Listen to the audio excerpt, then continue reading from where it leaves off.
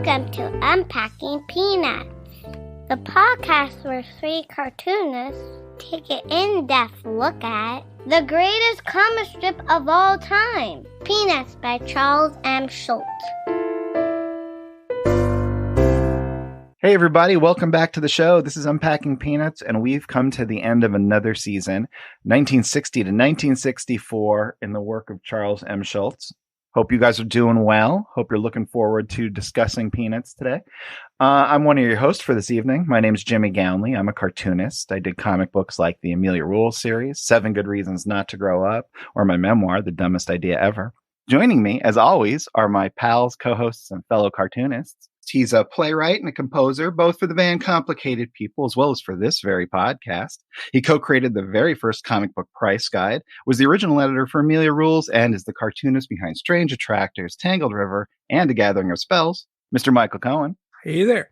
And he's the executive producer and writer of Mystery Science Theater 3000, a former vice president of Archie Comics, as well as the creator of the Instagram comic strip Sweetest Beasts, Harold Buchholz. Hello. So, guys, we made it. It is 1964. We are about a decade and a half into this ongoing work of creativity, and it's been a really fascinating, fun, and creative time for Schulz. It's also been a time of massive change in his life. Harold, do you want to maybe give us an overview again, so we remember what has Schulz gone through in these last 5 years? So Schulz, as we had said earlier, made the move to Sebastopol, California from the Minneapolis-St. Paul area with his family. He had 10 people, this is in the late 50s, living with him on this, was it 20-some acre space just outside of Santa Rosa. And that's not the Schulz I thought was making these strips. I always kind of viewed him as a guy who's kind of off on his own in a little room, and he's very isolated. He doesn't travel much, but at this point in his life, at least around him, he has a lot of people.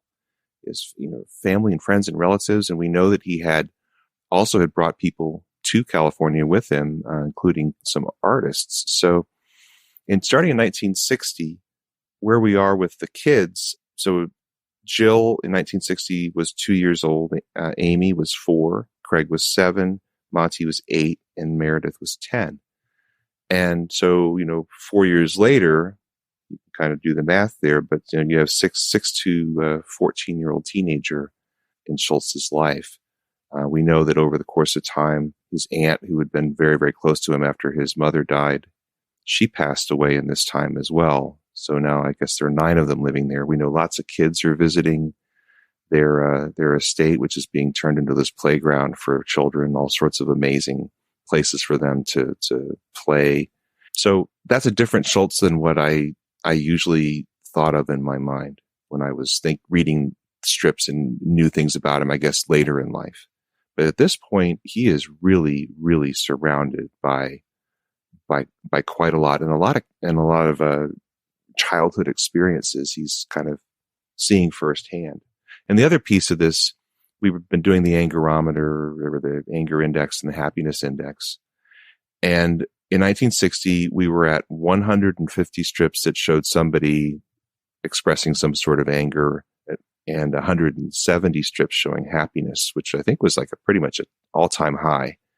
There was really revved up version of Peanuts in 1960. By 1964, we'd gone from 150 angry strips to 106, and 170 happy strips to 96.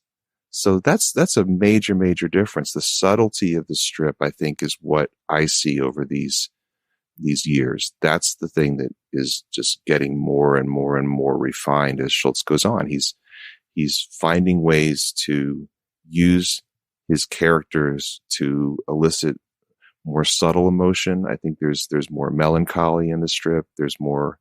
He's just doing it in a way that is less ratcheted up as most, I think, traditional strips typically are. And he's setting himself apart. Oh, he for sure is. Michael, what do you see? We ended the 50s. Snoopy had just gotten on top of his doghouse. Lucy had just set up the old psychiatry booth. Now we're 4 years into it. Well, where do you see the major changes within the strip happening? I think the most obvious for me anyway is the fact that he's doing longer sequences. Yeah. There was even a Sunday sequence that was continued, which is odd.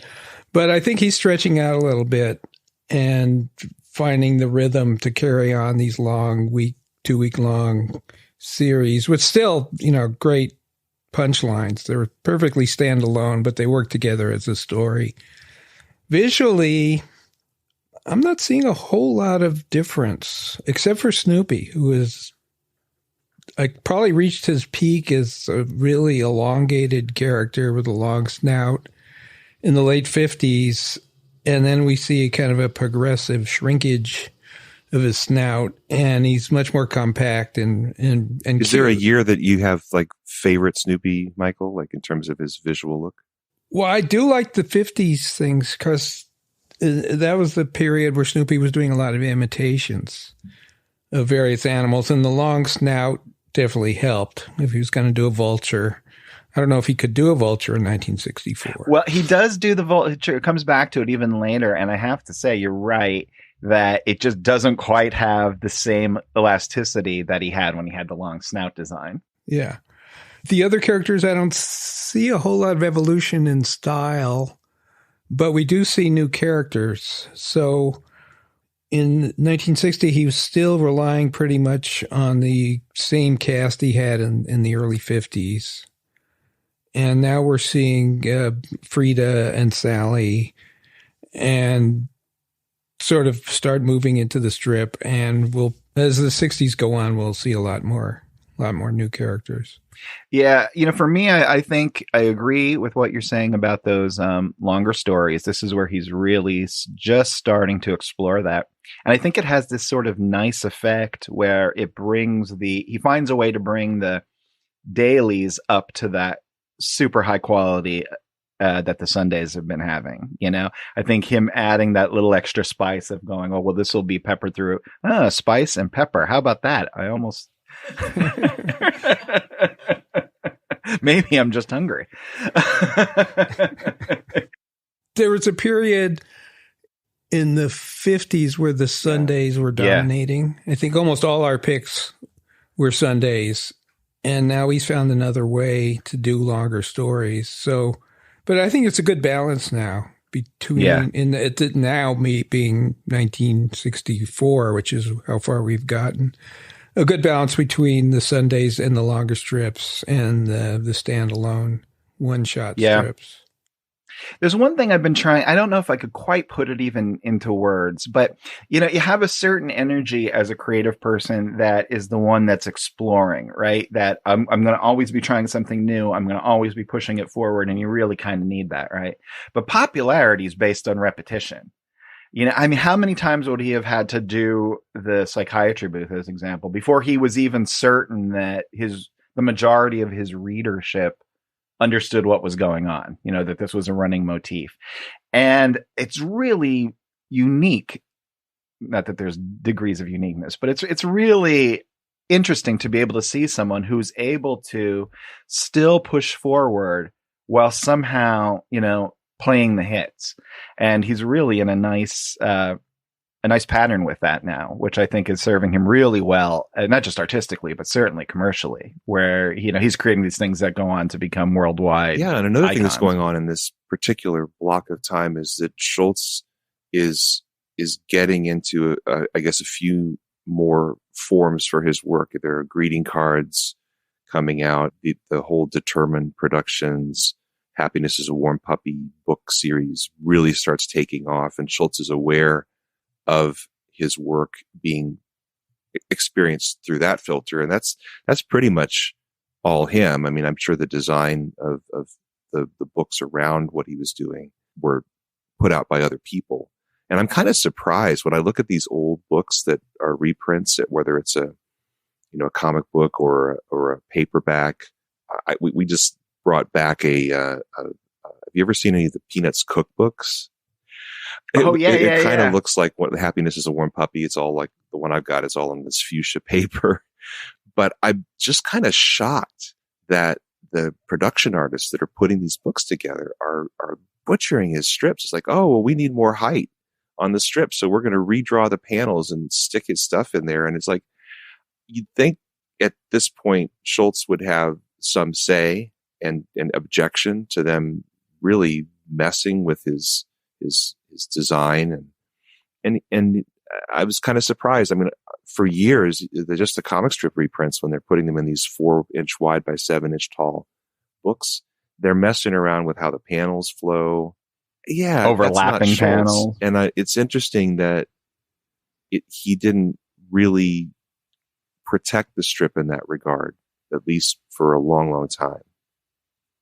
Yeah, I saw there's a couple actually wonderful used bookstores in the Harrisburg area. One's Midtown Scholar, but the other is the Cupboard Makers Books. Yeah, both of these are fantastic places. So if you're ever in central Pennsylvania, go look them up. And I saw like some Snoopy versus the Red Baron book, and I picked it up because it said full color, or not full color, just a color on every page. And I was like, wow, so it's just color paper. It's black printing, but like a bunch of yellow pages, then a bunch of fuchsia pages. It actually made me laugh. So I had to get because how long is that going to fool someone once they get past the cover? Like that's the jig is up, real people. Quick impulse buy that you regret later. Yeah, but and these it's crazy though. Some of the Happiness is a Warm Puppy book designs and Security is a Thumb in a Blanket. Yeah, they're really nice, and they're almost ahead of their time. Like the bright colors, it's like the mid 60s comes a little early to Peanuts, which is by sheer luck. I mean, that wasn't Schulz's aesthetic. It seems like Schulz is really at the mercy of whichever company he's dealing with. I mean, Hallmark had really high standards of what they would put out in terms of quality. The Scholastic is who put out at least the version I have of that cookbook, and it is a mess. I mean, I'm amazed how. I mean, I it's not the era of computers, and I'm sure they've got these slick proof sheets, black and white, of these strips, and someone's being told, okay, now you got to reshape this and resize this, and it's not easy to do in the days of cut and paste, but still, it's like, yikes. When you consider the number of people who have had their hands in the Peanuts intellectual property over the decades, it's pretty amazing that they're able to keep it as consistent as they do. Like, they get criticism for it, but if you think about something like, let's say, the intellectual property of Batman, well, they do nothing essentially to keep it any specific way. That's now part of the appeal. Just Batman can basically be anything you want Batman to be. If you want it to be a funny, goofy Batman, that's fine. If you want him to be a murderer, that seems to be fine too.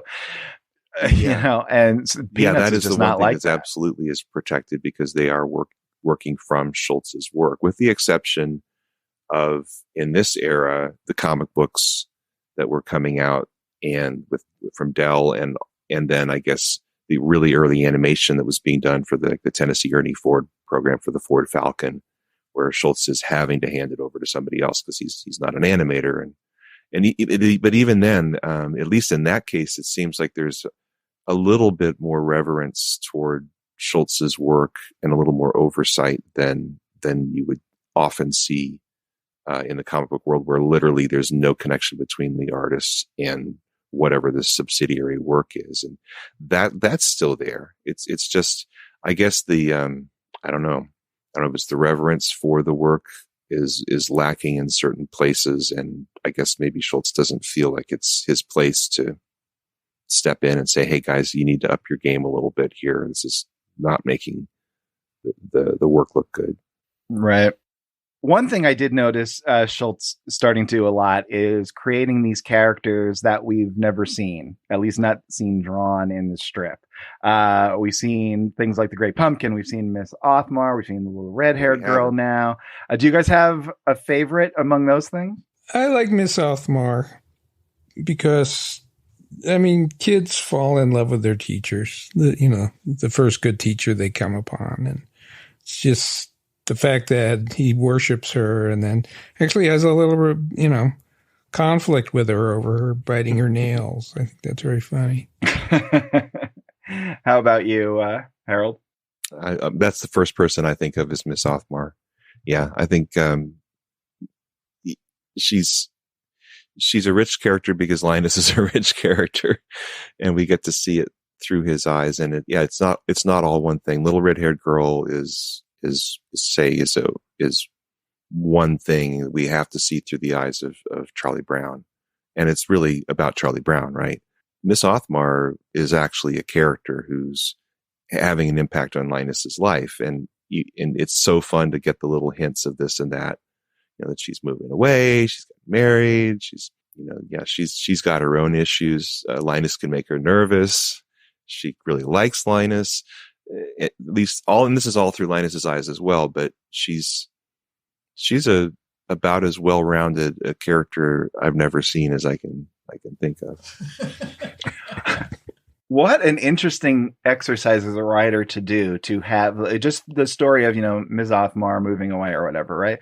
And you're going to tell this story, and it's going to have all the emotional peaks and valleys and forward thrust of any kind of story, except the person that it's all happening to, you're never going to see. It's all going to be after the fact, and it's going to be seen through the eyes of someone who just likes this character. Yeah. I mean, that's one of those things. Like when I was working at Archie Comics, you were mentioning, Batman. That was an absolute choice on the part of the leadership at Archie when I was there, was saying, hey, we've been doing Archie in this certain manner of kind of broad, bright, cartoony, kid-friendly characters. And then at some point they said, well, wait a second, we can do what the superhero comic book companies are doing, and we can have multiple versions of these characters. And what the common denominator in the Archie comics is, well, Jughead is pretty much Jughead in terms of it's all how they relate to one another, right? And so then they wind up in a zombie film and really dark television, and people are now experiencing Archie who wouldn't pick up a comic book. In the Peanuts world, that has been so protected, I think, because Schulz's vision and voice is really respected. And it doesn't make any sense, to have Miss Othmar, the romantic comedy where we actually do see her in some live action Hallmark movie or whatever. It just doesn't make any sense. I mean, it's Schulz's person and voice. Well, first off, I'm really disappointed to hear that, because that means I have to cancel my pitch meeting. I'm so sorry, next week, Jenny. I had no idea. I really didn't mean to step on your creative process, but it's like Fred Rogers. Let's put Mr. Rogers. Everyone knows he wears the red sweater and he lives in a neighborhood, so let's darken this up. It's like it doesn't make any sense except for parody or whatever. And Right. And those are voices I think that are just deeply respected for how unique they are, that what everyone wants is to somehow magnify that. And the only way to do it is to let them speak again. It's really hard to add to it in any way that's going to be terribly meaningful, or the attempt to try to recreate that voice, to honor that voice is, I think, a worthwhile thing. Say, for example, the CGI animated version that they did, I think was Blue Sky animated, was an attempt to honor Schulz and give him his voice and honor him at the same time, which I thought was really special. Mm-hmm. Yeah, it is. So getting back to the unseen characters, I put this out on social media to see what people might have to say. And we got a few responses. What I thought was interesting was that it was actually kind of all over the place. Some people had the same, but there was a variety. We heard from Scott Baxter, who's at MD1819 on Twitter, and he went with the Red Baron. We had a couple people who said Charlie Brown's parents, including Timothy Jones, who's at Sour Grapes Comic. Also, our good friend William Pepper, he went with Charlie Brown's parents, and he said Chuck's dad. There's the strip where Violet is bragging about all the great things her dad can do, and Chuck concedes the points, but then is like, come here a minute, and they go to the barber shop, and Chuck explains how no matter how busy, his dad always says hi. I think we covered that one. That's a great strip. Shaylee Robson said she thinks that the little red-haired girl is an interesting character.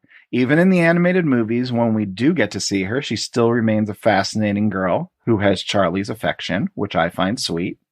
That's very interesting take. You have to think there must be something special about the little red-haired girl if Charlie Brown likes her so much. Rich Thomas wrote to actually texted to our new Peanuts hotline. He thinks that the best off-screen character is a three-way tie between the Red Baron, the Cat Next Door, and Joe Schlabotnik. Now, Michael, I know you have a soft spot for Joe Schlabotnik. Yes.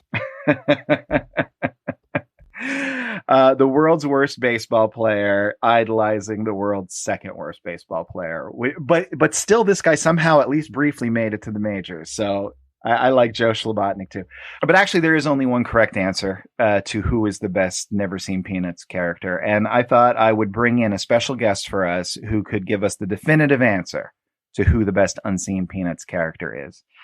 She's a legend in Central Pennsylvania broadcasting. She's a 4-time PAB award winner, which is the Pennsylvania Association of Broadcasters. And she's the new host of the WTPA morning show and Central Pennsylvania's very own little red-haired girl, Jenna Clay. Hi, everybody. Jenna, this is so exciting to me. Now, when I mentioned on social media, we were talking about the unseen characters in Peanuts, you had a very, very strong opinion about who's the greatest. Is that correct? Well, obviously, I'm a little red-haired girl, so I am going to vote for the little red-haired girl. Now, is this a character that meant something to you as a kid?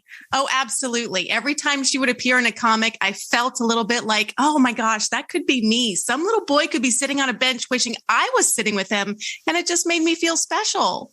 So I was hoping maybe you could, one of the things we love to do in this show is, of course, we go through the strips and we read them all. Could you maybe pick out a couple for us? Absolutely. There is the one I mentioned about with the bench. I mean, anytime Charlie Brown is on a bench and talking about the little red-haired girl, it always kind of tugged at my heart because there's that one where he is sitting there with his lunch bag and he's talking about, why don't I just go over to that little red-haired girl?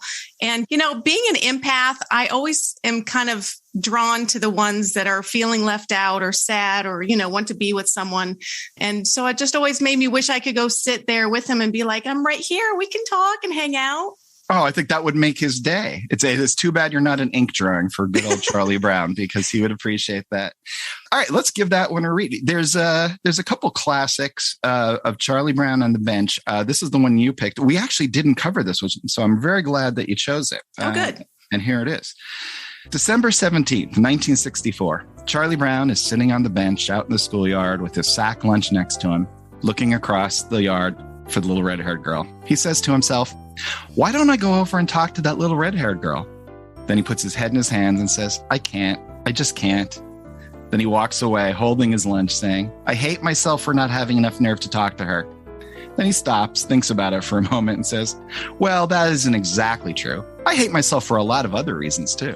And I feel so bad for him. I mean, I was the kind of girl, I went to a lot of different schools growing up. I was not a military kid. We just changed schools a lot. So I always felt somewhat the same way. Like, I just wish I had more friends. And, I didn't love everything about myself because, being taunted for having red hair. So just, I just feel for him. Yeah, Schulz is amazing at being able to do that because I think everybody feels those feelings of being an outsider, being, a loner. And it's amazing that he puts this into this little ink drawing. Even though we have talked, Charlie Brown does have friends. He just can't seem to see that, That's true. Yeah. So what was the date on this one again? This was December 17th, 1964. Okay. He did talk to her. When you hear our 1964 podcast, the April Fool's one is hilariously funny and also totally humiliating because Lucy basically comes over to him on the schoolyard and says, hey, the little redhead girl wants to talk to you. And he walks over. Then he comes back and devastated. And then she goes, April Fool. Well, no, we don't know if he actually did talk to her. Oh, he might have been one of those just looking and stammering, and she's just staring back like, what on earth are you doing? We don't know. So we were trying to imagine your that imagination. That's what horrible thing happened to poor Charlie Brown. But I am certain she was nice to him. I think she was probably just flummoxed as to some kid said I wanted to talk to you, right? I can't picture her being mean to him. No. Well, it was probably one of those awkward pauses where he said hi and she said hi, and it just kind of, he turned and walked away, you know? I kind of want to see him with a silly grin on his face, and she's just looking at him. I kind of want to draw that one. That would be pretty good. Yeah, one of you needs to draw the little red-haired girl, and if you need a model, I'm happy to do it. I have been known once in a while to draw a character in Peanuts style, so we'll see what we can do about that. I'll keep my fingers crossed. I have also once in a while been told to cease and desist drawing characters in Peanuts style. But that's neither here nor there. What's here right now is another strip Jenna picked. I'm going to just go ahead and read it right now. It is February 10th, 1985, February 10th. So it's going to be a Valentine's Day one. We start off in panel 1 with an adorable drawing of Snoopy as part of, I guess, a Valentine with some very frilly cutout around it. And then Charlie Brown presenting a Valentine to Snoopy and saying, "What do you think?" Charlie Brown looks at it very proud and he says, "This is a Valentine I bought for that little red-haired girl." Charlie Brown continues, "I want to go over to her house and give it to her, but I think I'd be too nervous to do it without practice." He continues talking to Snoopy and says, "I'll go outside and ring the doorbell, and you pretend you're the little red-haired girl, okay?" Charlie Brown does just that, a look of actual anxiety on his face as he does it. He rings the bell, and Snoopy comes to the door wearing a ridiculous red-headed kind of clown wig. Clown wig. See? Exactly. Oh. Red hair is always a clown. Well, I will say, though, I'm looking at it in black and white, and, I was going by shape, not color. Oh, no. This is the last time Jenna will ever guest on our show. I also wasn't sure if this was before or after Annie, because every little red-haired girl during my time was called Annie, and it sort of looks like an Annie haircut. Oh, my gosh. That is the Annie era. Yeah. That's right. It would have been right after the movie, the Carol Burnett movie. You're, you know what? I think you're right onto that. It's a double reference here. I know my redhead history. Now, how did you feel about Annie? Because Harold is a huge Little Orphan Annie fan, but not the musical, just the old comics. But are you pro Annie, or was that not great? It wasn't great. No, because no one looks at Annie and they're like, "Oh, what a cute little girl." No, they don't think that. Do you have eyeballs? Bet your bottom dollar. Well, Jenna, I am so unbelievably happy that you would come on my ridiculous podcast and talk to us about the little red-haired girl. Can you tell people, because people all over the world are listening to this dumb podcast, obviously not for us, for Mr. Schulz, but they should be listening to you too. How can people listen to your show online? Oh, yeah. Actually, you can stream us or even download our free app. It's 93.5 WTPA. And you just download the app. You can listen to us that way or online, 93.5WTPA.com. And it's worth it. And if you guys are out there and you're drawing your own comics or whatever, you can listen to Jenna's show, and I'll be listening to Jenna's show. And then it'll be like we're hanging out, but I don't have to do anything. Oh, so you reap all the rewards. I see how this is. That's exactly my whole goal in life, is to do as little as possible, but get the maximum rewards. Right. Well, thank you so much, Jenna. I really, really appreciate it. Maybe you'll come on again someday and talk about the little red-haired girl when she appears again. I would love it. And let me just thank you guys for wanting me to come on here, because it means a lot to me. Jimmy has always been a big inspiration to me. I don't know if he knows this, but he used to put me in little silly promotions and commercials at the TV station we worked at together. And he's one of the most creative people I know. And that just makes me feel good that he wants me to be a part of his creative process. All right. Well, I'll tell you something. I once, a few years ago, saw you at a distance in Target and thought, "Oh, she's too famous to talk to. I'm not going to say hi." Oh my gosh, that is not It's Charlie true. Brown all over. Yeah, that's right. Yeah. I love that. Well, next time you better say hi. I promise I will. Well, thank All you, right. Jenna. All right. So, guys, that's it. Jenna has spoken. The little red-haired girl is the best. How about we take a break now? And then when we come back, we have a little surprise for our devoted listeners to wrap up the season. Hi, everyone. I just want to take a moment to remind you that all three hosts are cartoonists themselves, and their work is available for sale. You can find links to purchase books by Jimmy, Harold, and Michael on our website. You can also support the show on Patreon or buy us a mud pie. Check out the store link on unpackingpeanuts.com. Hey, we're back. Did you miss us? I missed you guys. Okay, so what we're going to we try to do something a little different and a little special for you guys at the end of every season. And we've looked at Skippy, we looked at the newspaper from 1950. So we thought this time we would look at the Peanuts comic books, but not all of them, just the ones that specifically are attributed by eyewitnesses to Charles Schulz himself. And there's only 3 of them, but we're going to look at them. Harold, do you have any background on this? How it's been attributed? I don't really know much about how they verified that Schulz worked on these. We did speak about Jim Sasseville earlier, and just for a refresher on how these comics came about, we know that they were doing reprints. United Feature, his syndicate, their other kid strip was Nancy and Sluggo. And so they were regularly being reprinted in the comics that United Feature. I think United Feature was, directly involved in printing comic books for a while, publishing them. So it was kind of a natural that Peanuts was going to become a comic book. And the problem, if you call it a problem, was that, Schulz was not really able to jump in and do new material. The pay was not all that great. And they were starting out with reprints in the first place anyway, and just coloring them up if they were dailies. But in time, it ultimately wound up at Dell Comics. And Dell was like the tip top. I shouldn't say tip top, because Tip Top was the name of one of the comic books that published these early Universal strips. But, they were really at the height of all comic books. They sold more issues than just about anybody at the time, up until probably the early 60s, where they made the big 15-cent mistake, which we don't have to go into here. Oh no, we have to go into that. That's actually, can you do a quick version of that? Sure. Okay. Well, so comic books have been 10 cents since they started back in the 30s, and they would just keep cutting the number of pages to keep the price the same. So it was like 64 pages in the 30s, and then the 40s it went to 48 pages, and the 50s was 32 pages plus a cover.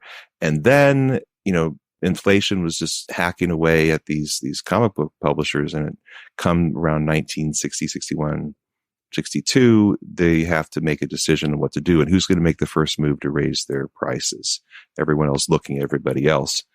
And Dell, being the leader, selling, they'd sell over 1 million copies of like Uncle Scrooge and Walt Disney Comics and stories. They had all of those types of major Bugs Bunny franchise, that sort of stuff.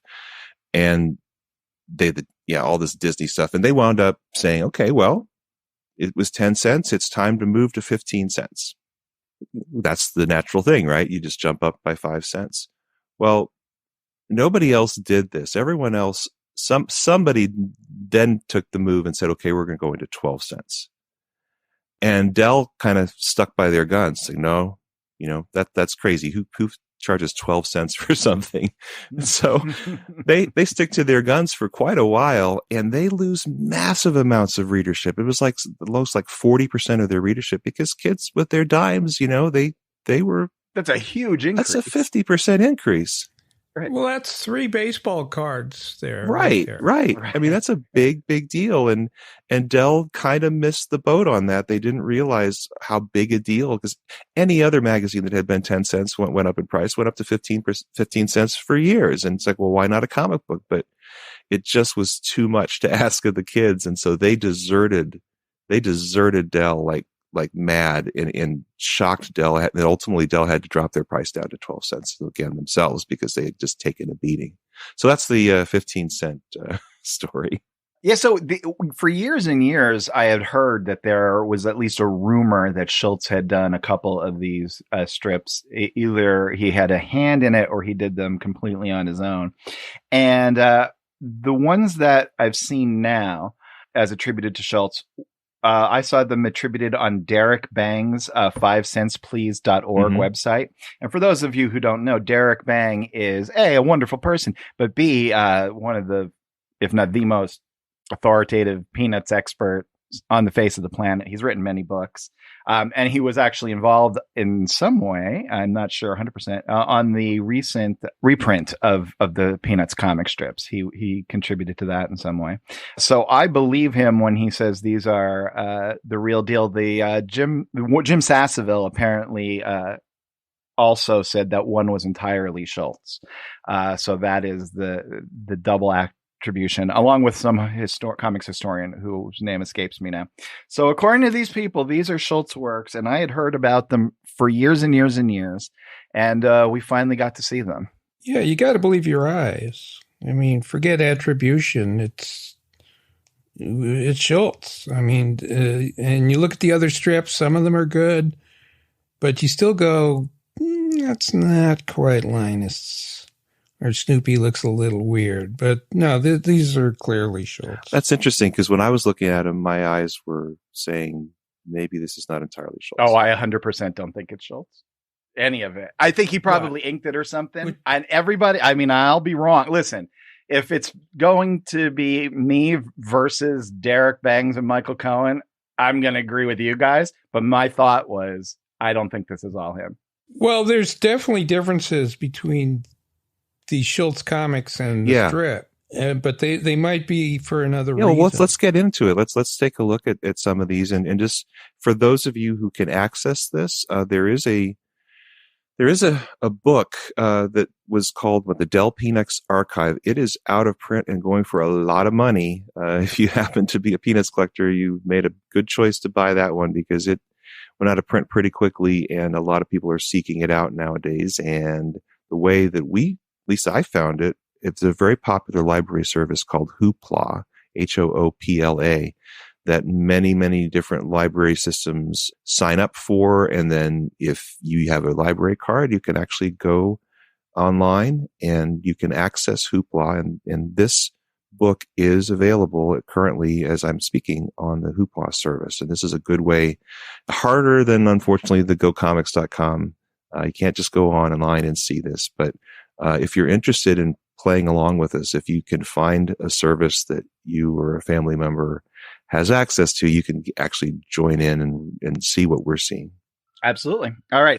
Nancy 146, September 1957. Okay, so what's happening here? It is a Peanuts comic strip turned into a comic book story, and we are at the old baseball field. Schroeder is catching. Pigpen is up to bat. Linus is in the background. Classic thumb and blanket position. Strike three, you're out, yells Schroeder as Pigpen goes down swinging. Then we see Schroeder saying, all right, who's the next batter? I said, who's the next batter? He yells, sending Linus flying. Then he walks back to his position, saying, you and that stupid blanket. Whew, says Linus as he is rattled.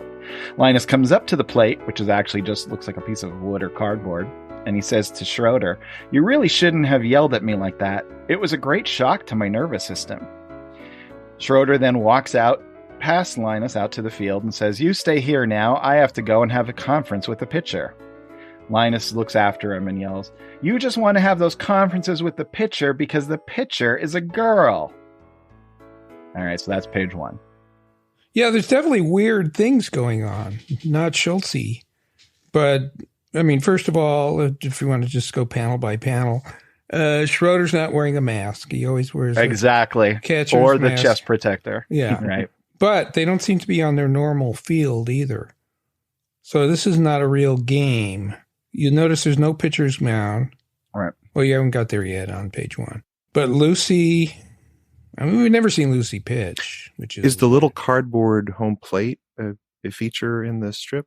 I don't remember ever seeing that, but I couldn't swear to it. But I don't think so. But like when I look at, let's say, panel 4, and I see Schroeder, what is going on with that head? Right? I mean, he's really that jaw. It's like that big jaw Peanuts, but it's not in the same way that it was previously big jaw Peanuts. Well, it's jutting way forward. And panel 4 is probably where I have the least problem with Schroeder. Oh, are you talking about 5? Oh, I'm talking about 5. Sorry. Okay. Yeah. I'm with you on that. It's like, that gigantic jut out from the and the nose seems a little small. Now here's a question I have for you guys. Now, I remember when we were looking at the first Peanut strips that were Sundays, and the art looked different. And I was trying to understand why. And obviously he had different panel sizes to work with. He had all these different rules he was playing with. But I think the biggest issue was that it looked like he was working at a different size than he was used to, with a pen point that doesn't change in size the way you can on a computer. So whatever that pen point is, he's used to drawing them a certain size. So they tend to be, you know, you often have a full body version of the characters within a certain range. Schulz is used to drawing these characters at that size. Do you think that part of this might be that Schulz is being asked to draw larger or smaller than what he normally does, and so he does a little nose, and then he's like, oh wait, that's too small, and then he's just out of whack? Or is this just not Schulz? Well, you know, I think if they say it's Schulz, it's at least partly Schulz. You know, I think they have their reasons and their knowledge that go beyond mine. I will say I do commercial gigs now and again, and one thing I do is this comic strip for a magazine, and just drawing it. It's a traditional Sunday page size, so it's a horizontal. That alone, it took me like 4 weeks to figure out just how to work within that shape. Right. So that could definitely be a part of it, but that wouldn't account for the off model stuff.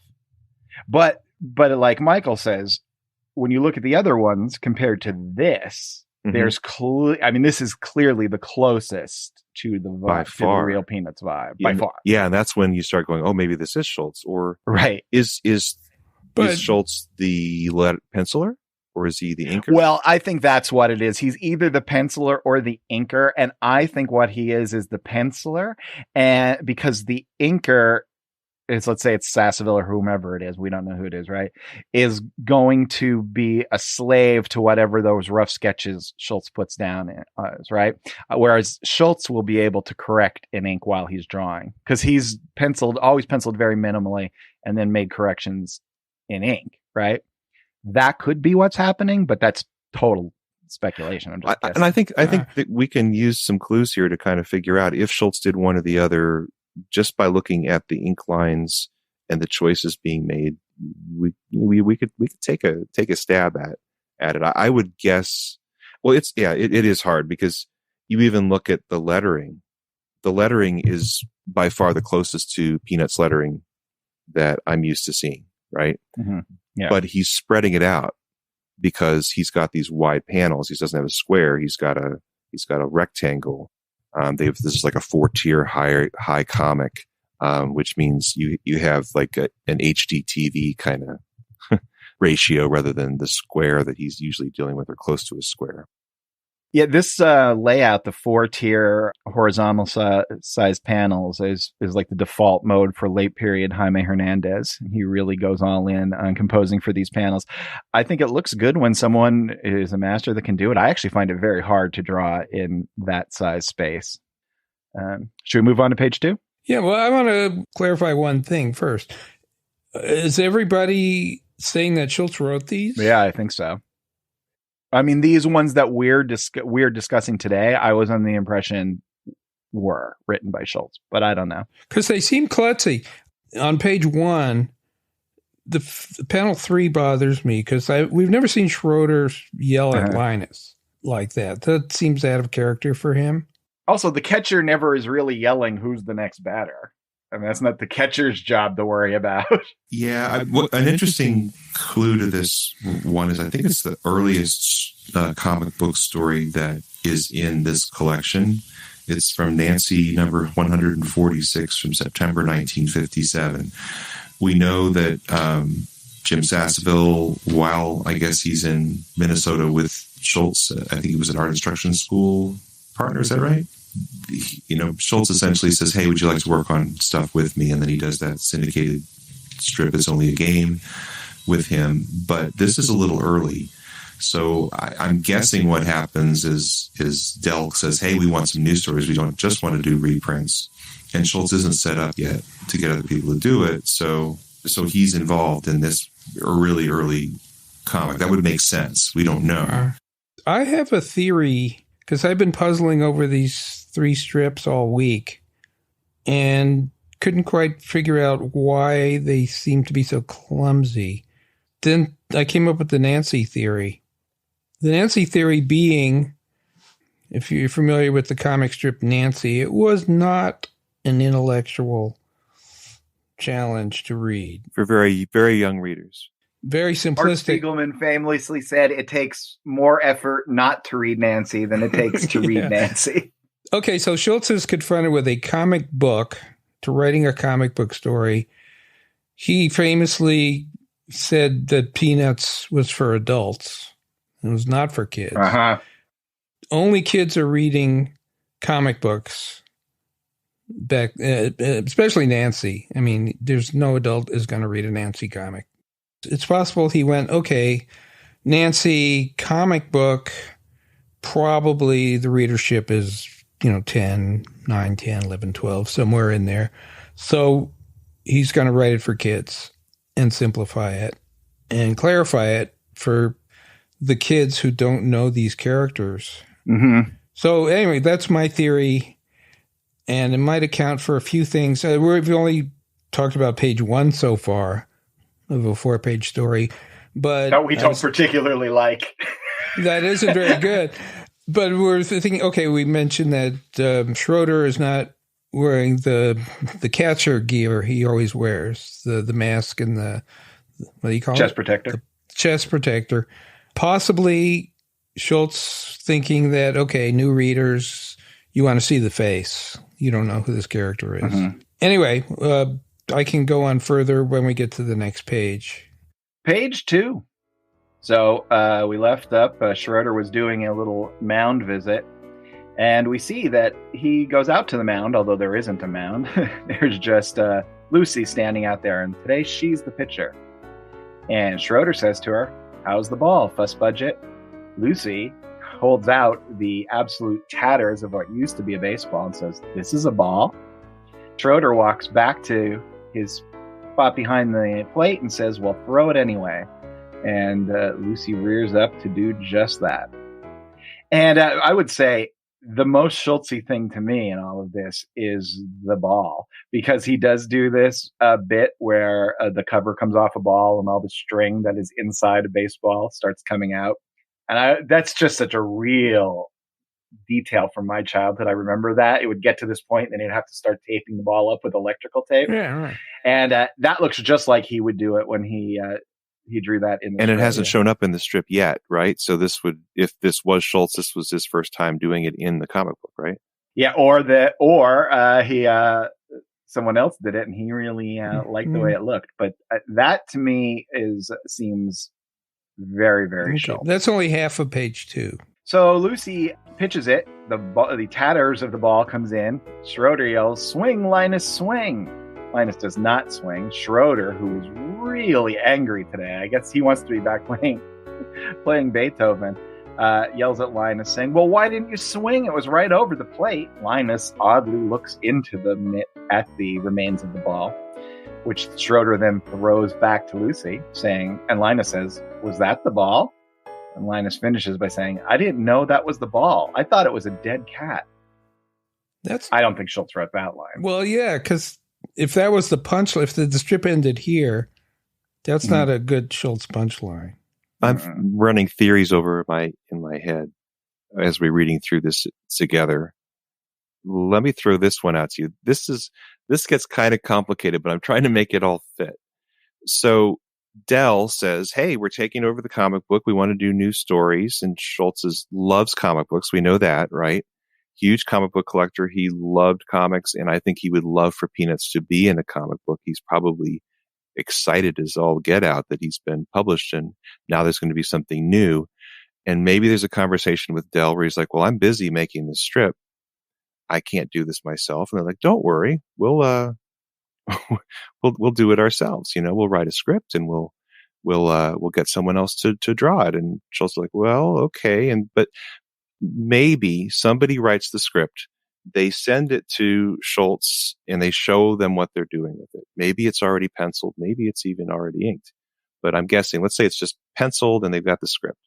And Schulz looks at it and goes, wow, this does not look like my stuff. This is kind of embarrassing. And he goes to them, hey, guess what, guys? I will ink this thing up and I will try to make it, look good. And in the meantime, I'm going to try to line up somebody to do this on my end. So that could make sense. That makes a lot of sense. That's the modified Nancy theory. So you still think he's thinking in terms of more of a kids oriented thing? Well, whoever wrote it might be, but you're suggesting that Schulz didn't write it. Suggesting that Schulz didn't write it makes a lot of sense. Here's the reason why I think that the lettering, I think, is Schulz. He's just so unique. It does look different than the strip, but I think there's some reasons why that could be, because he's working at a different size and all of that. And he's maybe working at a different speed. This is not his main project.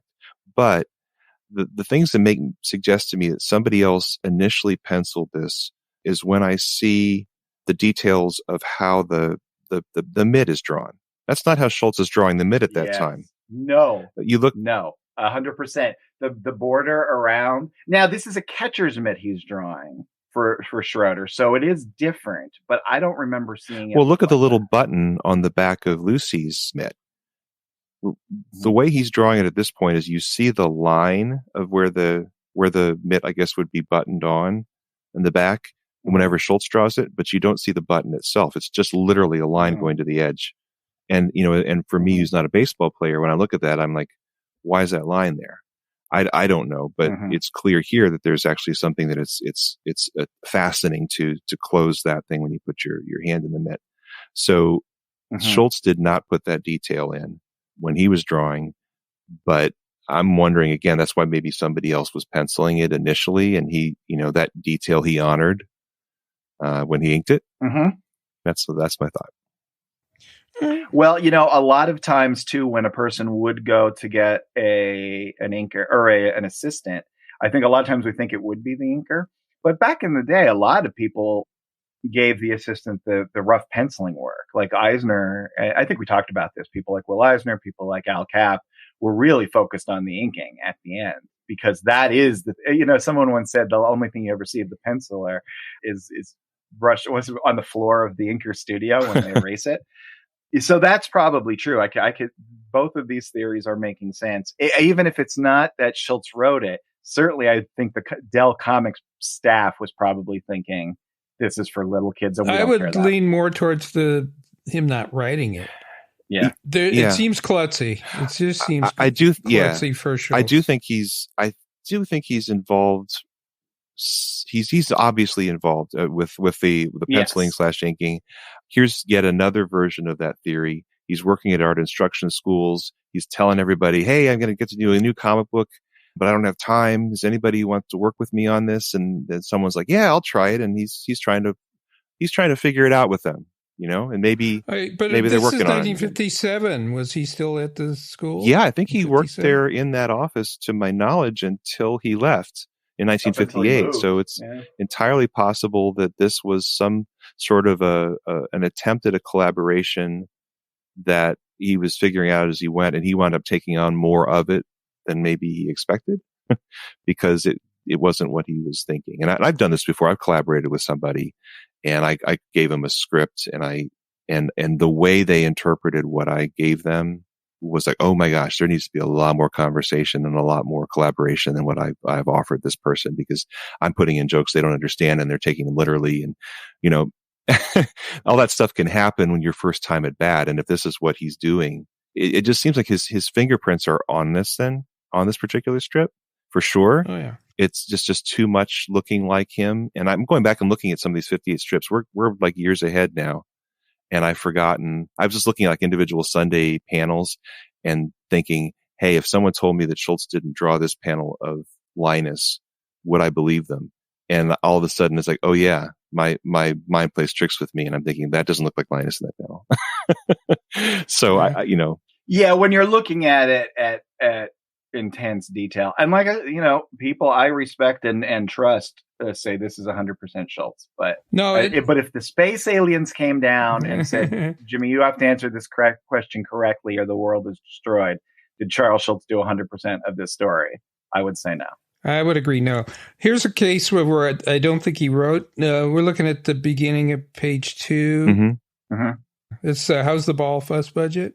Yeah. Right. No. That is not a Schulz line. No. No one would No. say how's the ball. That's just not part of the lingo of the sport. But you know what? I want us just to continue discussing this. So I'm just going to tell people what happens is Linus then hits the ball being already almost in tatters, unravels. Usually it would unravel down and there would be a tiny little rubber ball core at the center, but it doesn't seem to be that way.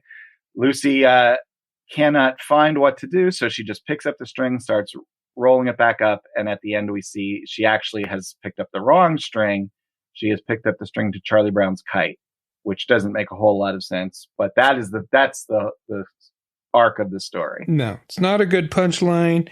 It in order to make this work, he has to have Lucy pitching, which has never happened, or happened once maybe.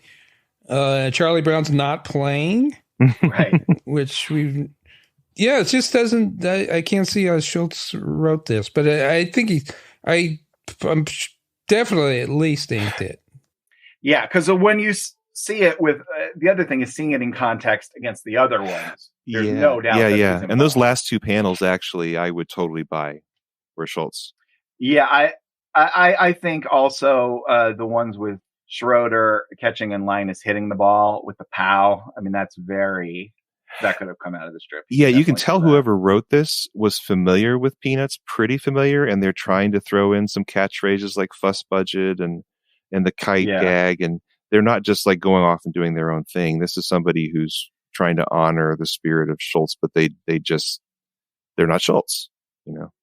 Now here's one like where Schroeder's yelling "home it, Lucy, home it," and then she says "home what?" Who says home? That seems. I've never heard anyone yell that. They'd throw it home or home. I was just yelling home, but home it. And if Schulz was going to, I mean, he would err on the side of the phrase being longer and more formal, right, rather than shortened and more casual. Right. And it does seem like whoever's writing this is kind of a first time writer. And the fact that in the second page, that Schroeder's walking up to Lucy who's pitching and he says, "How's the ball plus budget?" Why would he ask her how the ball is?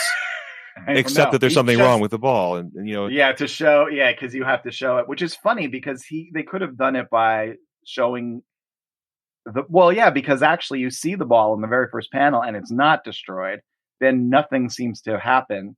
Yeah, except he throws it back to Lucy, and now it is destroyed. It's like a writer's fever dream kind of thing when you're just learning how to piece things together, and I think maybe Schulz is just humoring somebody to get out that first deadline, you know. And they did say there were some tight deadlines where they were all like in later strips or later comics where Schulz would actually join in after the fact because they were all up against some crazy deadline, and you know they're all pitching in.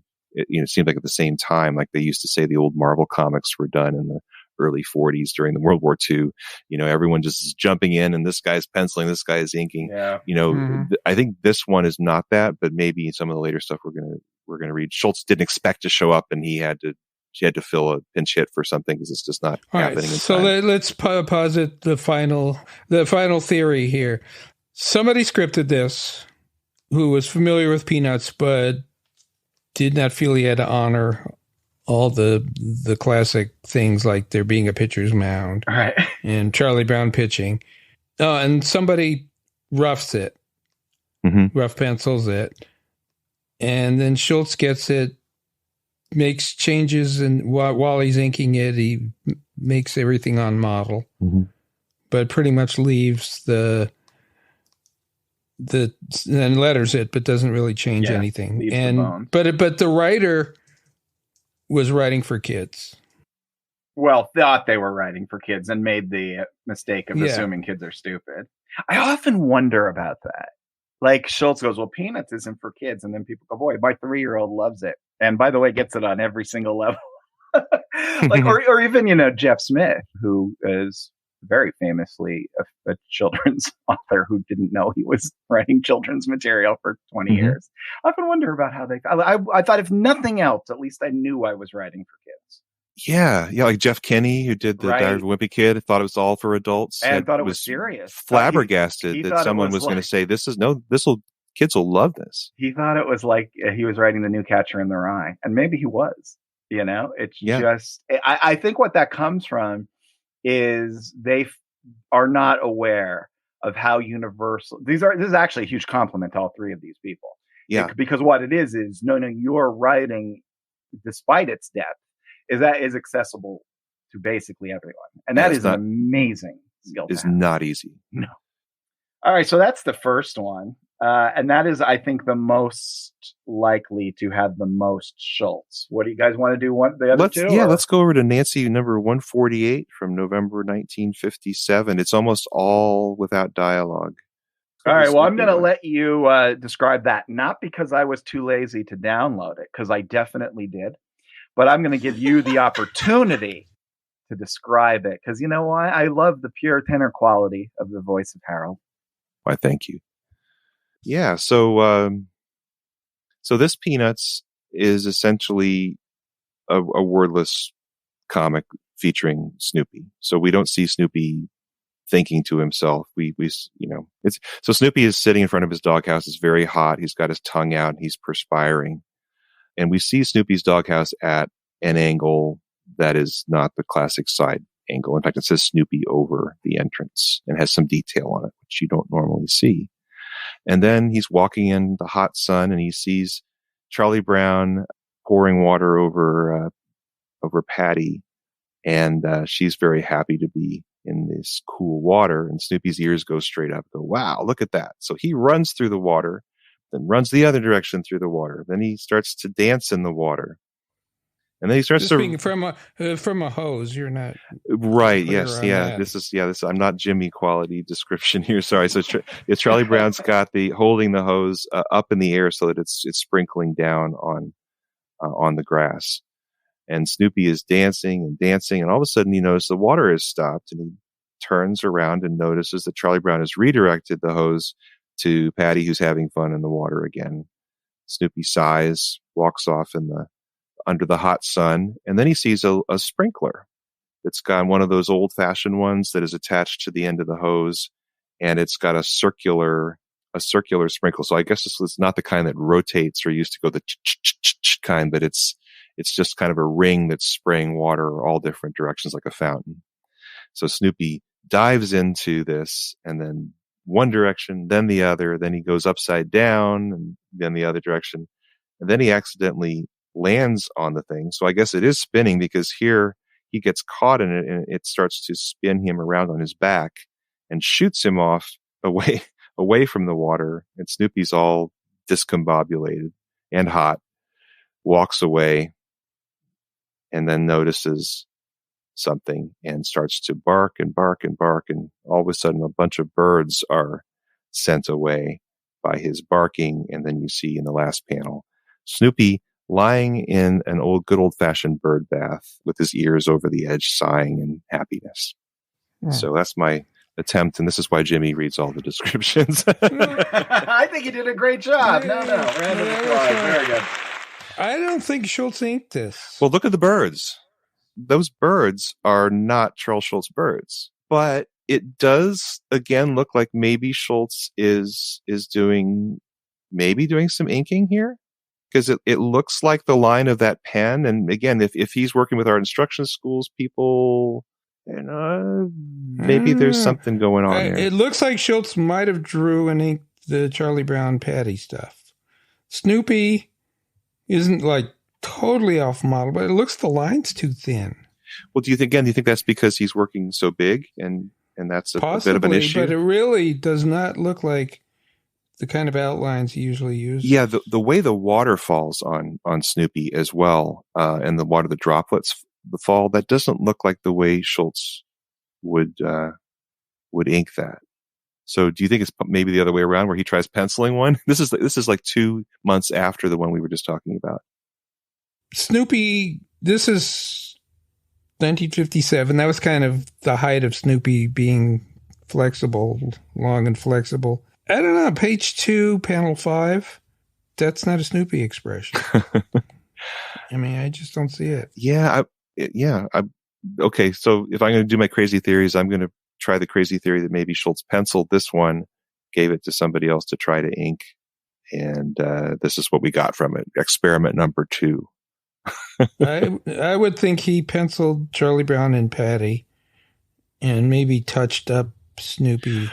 And again, if I go back and look at some stuff, I'm looking at some really early 1958 comics with Snoopy, like when Snoopy's hanging on the arm of whoever is saying that dogs should be appreciated more. I'm looking at some of those and going, oh my gosh, again, if somebody told me someone else drew this particular element of the strip, I would start to have mind tricks going on in my head where I'm thinking, oh, that's not Schulz, because it looks weird and off model when you look at just one. It's so weird. So yeah, I don't know, but anyway, it's a fun theory, and this particular strip, I kind of enjoyed this little wordless strip. It's not a masterpiece, but it's kind of in the spirit of Peanuts and Snoopy of this era. Yeah, well, I can believe that Schulz plotted this. It could have been a Sunday with more panels. You can do it in one page and get the joke across. If you had a lot of panels, which, on some of the Sundays, he had a lot of panels. Yeah. And the reason I think maybe he could have penciled this, just testing the division of labor on a comic, is because he does a lot of things. If I were taking over Snoopy, and Snoopy had been around since till 1957, some of the choices that are being made, I think, are consistently good. Of Snoopy stretched out and in different poses and angles. I think the inking in some cases look a little wonky. And he's got like one of Snoopy being all dizzy, and the frazzled Snoopy that we see with like the ink line is really hatched and rough. He does do that in this, and it doesn't exactly maybe look like Charlie Brown, but I was wondering, if Schulz penciled that and someone was trying to be true to it, maybe that would explain why it looks the way it does. I don't know. Well, if I was given this assignment, I'd say there's no way I can draw these characters. I'm just going to go trace Peanuts panels and paste them together. Yeah, which would have been an option, by the way, right? They could have pulled out the old Artograph projector and had everything to be completely on model. Yeah, and do you think these other artists that did take over, like Sasseville, did do that, or were they just?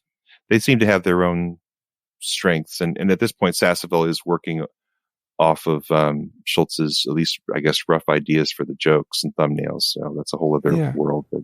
But some of these panels are really good. Yeah, I think Schulz, like page 2, the first 2 dancing panels, like the happy dance panels. Yeah, those are really good choices, drawing wise, and not easy to do. But they could be just tracing happy dance panels, I guess. Yeah, but it just. So your job is to go through all of Peanuts and see if you can find the panel you trace. Yeah.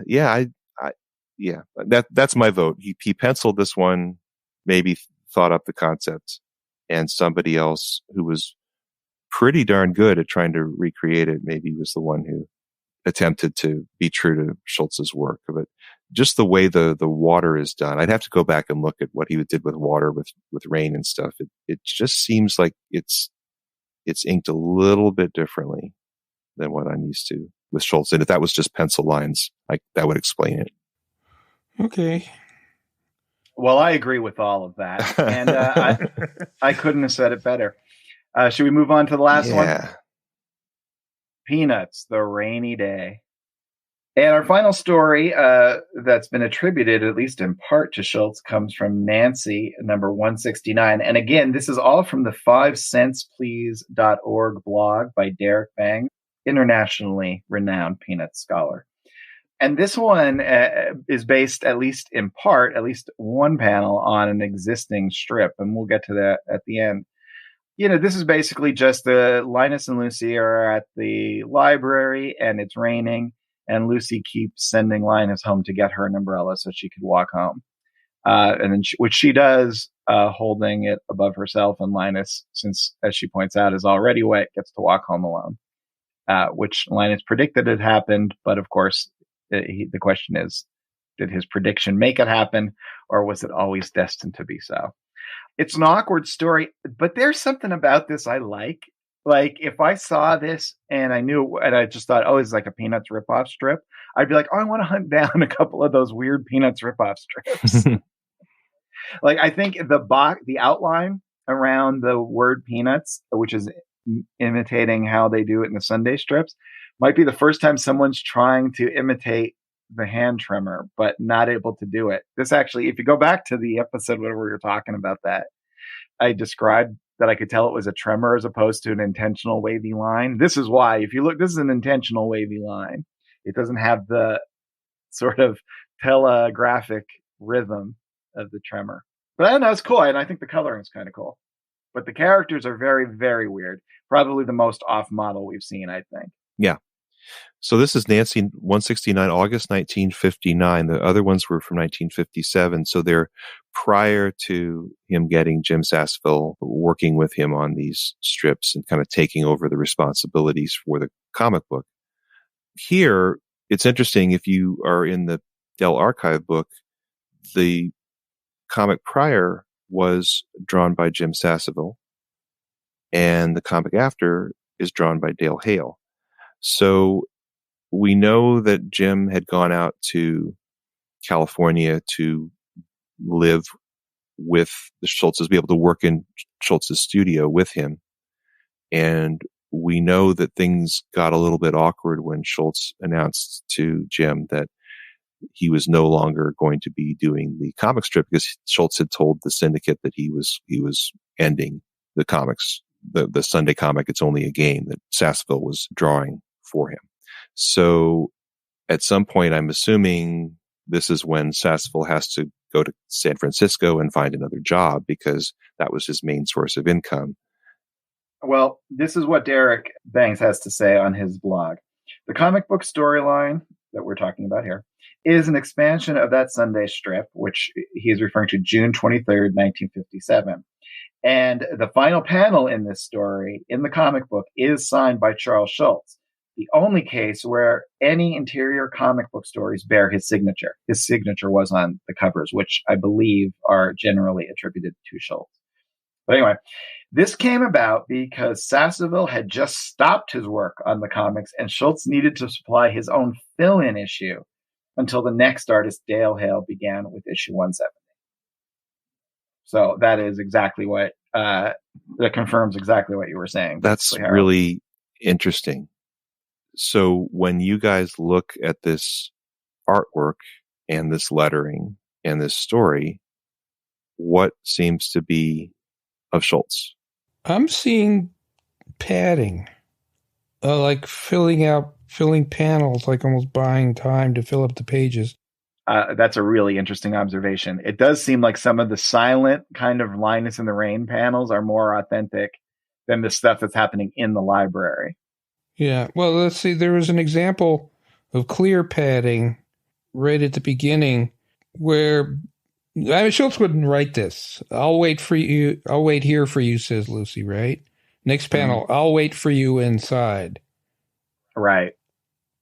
I mean, that's clear. Right. Yeah. That's not conveying any more information. Yeah. Right. And then him saying, what did you say? Linus later, Lucy says something and Linus says, what did you say? And that's like just killing another panel. She says, and okay. And if I were guessing those two panels, the time where she's reading the books and then Linus comes back and says, what do you say? I think those do look they look much more like Schulz than some of the other ones. Oh yeah. Look at the, what did you say panel? Okay. Scroll down to the say panel. Yep. Right. That's almost a paste up. Right. And the two drops. Right. But it's not a paste up. But it is. Well, is Lucy a paste up? No, because look at her dress. Oh, okay. Different. But it's one intentionally exactly copying the other. Do you think those are two different hands? Do you think it's a different person drawing the second? Well, my point being that Schulz probably didn't write it, and Schulz did it, and somebody made it long enough by adding extra panels. Well, what do you see? I'm seeing somebody who's seen this strip, whether Schulz directed them to it or not, and they are responsible for, basically making a 4-page story twist on a strip before. Schulz doesn't seem to me like the kind of guy who would wind up with essentially the last panel of something he's already done as the final thing. Maybe he would kick something off and then go a different direction, but you wouldn't wind up in the same artwork at the end. So I'm thinking that this is being written by somebody who's seen this strip and using it as a reference for how Peanuts stories go. They go back, they try to make a story, and it's their own, and Schulz is not involved. Well, the original punchline in the Sunday page was good, and the punchline panel here is not. No, you're right. You're right. This is not the level of Schulz for his writing. It doesn't have his cadence. So I don't think Schulz wrote this. I think someone was using Schulz as a reference to write Schulz. And they just, again, they're doing their best to match something that's not them. It's not their own voice. Yeah.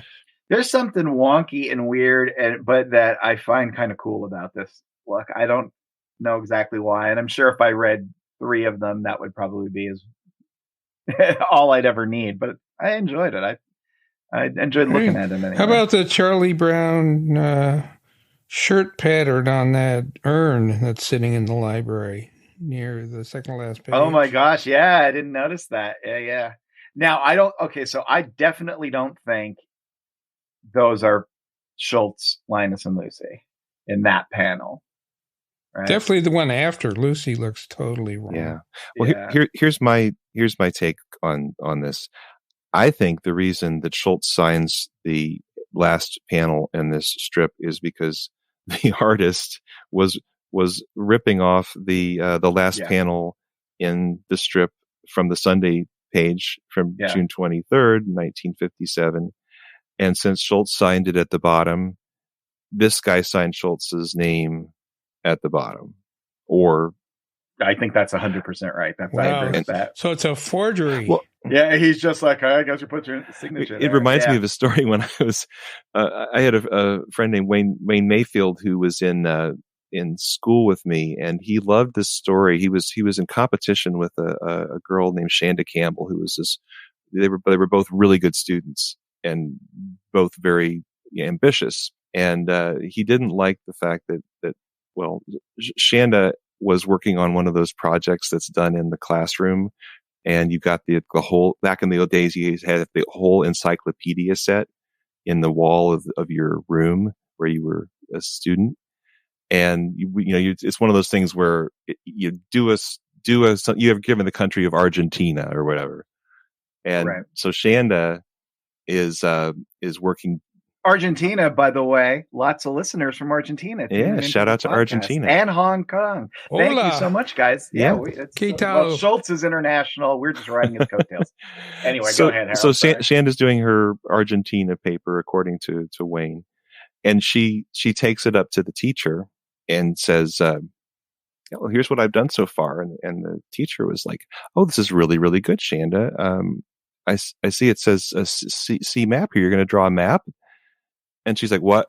Oh, yeah, because she had apparently just copied, to this point in the project, just copied everything verbatim out of the encyclopedia and concluded writing the word C map in parentheses.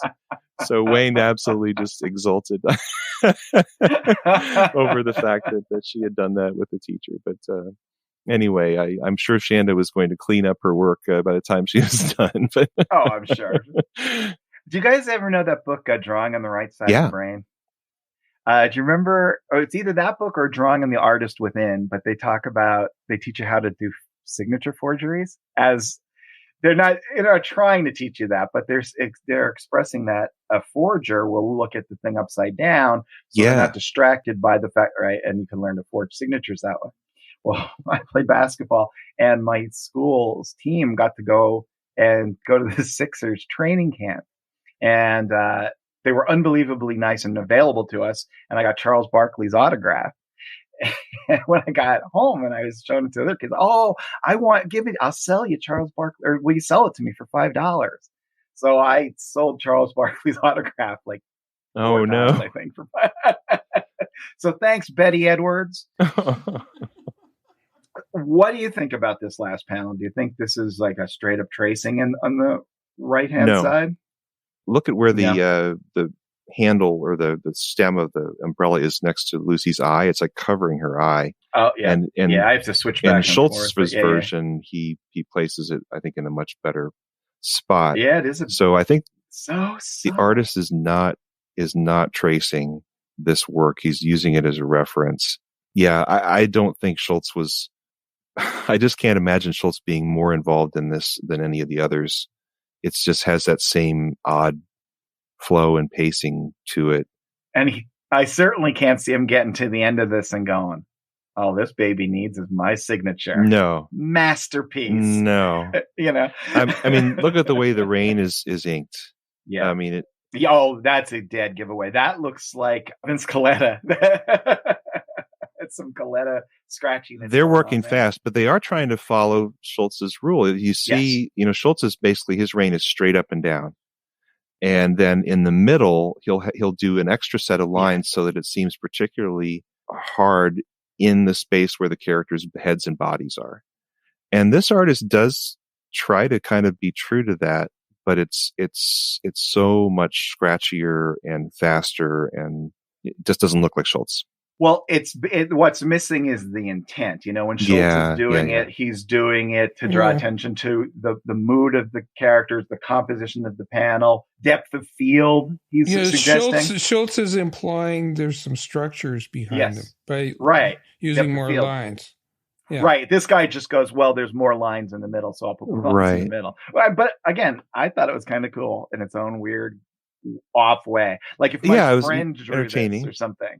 And I say, hey, look what I don't think Schulz penciled this. I don't think Schulz inked this. I don't think Schulz wrote this unless he literally was hopping in on a panel or something because they were trying to meet a crazy deadline because he'd lost his artist.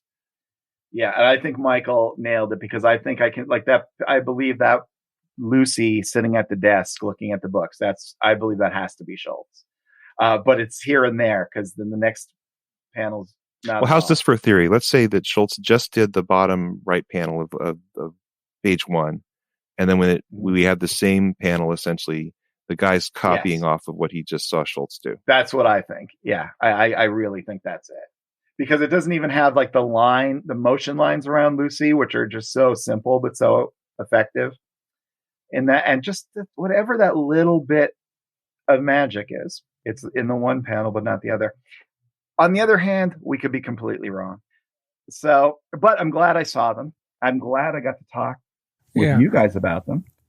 Well, I read these. I mean, I didn't read Nancy, of course, but I did read some of the Peanuts comics and never noticed that it wasn't Schulz. Really? Interesting. Yeah. You would have been how old? Well, probably, mid-50s. So I would have been like in my 20s. Yeah, if you're reading it when you're 6, I think you can get a pass for not noticing Schultz's exquisite ink line. Hey, everybody out there, thank you for listening. This podcast just means the whole world to me that I get to hang out every week and talk about my favorite thing with my favorite people. So I really hope that you come back. Are we coming back next week, Liz? We're going to do a holiday season. We're going to do a holiday season. I'm so excited about that, and I hope you guys will come back and enjoy the holidays with us. In the meantime, you can just keep this conversation going. You can find us on Twitter and Instagram. We're Unpack Peanuts. You could also visit us on our website at unpackingpeanuts.com. You can check out our new hotline where you can call and leave us a message, ask us a question, or send us a text. That number, do you know what it is, Harold? I know. What is it? 717-219-4162. There you go. So we would love to hear from you on that. Other than that, I just hope that this podcast finds you well, that we were able to make your day a little bit better. Oh, I'd also like to just quickly thank again Aziza Shakrala Clark for her amazing voiceover and Liz Sumner for being our incredible producer and editor. Trust me when I say this would not happen without her. Other than that, for Michael and Harold, I'm Jimmy. Be of good cheer. Yes, be of good cheer. Be of good cheer. Unpacking Peanuts is copyright Jimmy Gownley, Michael Cohen, and Harold Buchholz. Produced and edited by Liz Sumner. Music by Michael Cohen. Additional voiceover by Aziza Shakrala Clark. For more from the show, follow Unpack Peanuts on Instagram and Twitter. For more about Jimmy, Michael, and Harold, visit unpackingpeanuts.com.